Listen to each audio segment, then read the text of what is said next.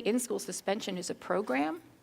You should go there, you get an escort to your locker, lunch is delivered, and you have certain things that you must go through. You might have to go through a class, a counseling session, you have work to do, but something's happening. You're not just sitting there doing time. Too many people in our society as adults are doing time.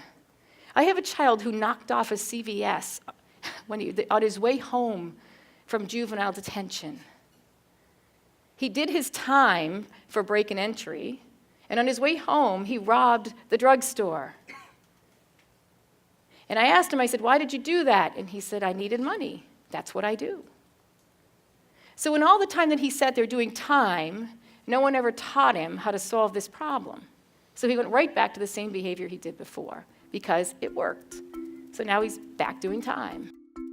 Thanks for watching, and I hope you found this video helpful. If you did, make sure to like and subscribe so you never miss another video. I speak and consult on school behavior, and I love to help districts solve some of these problems. See you next time.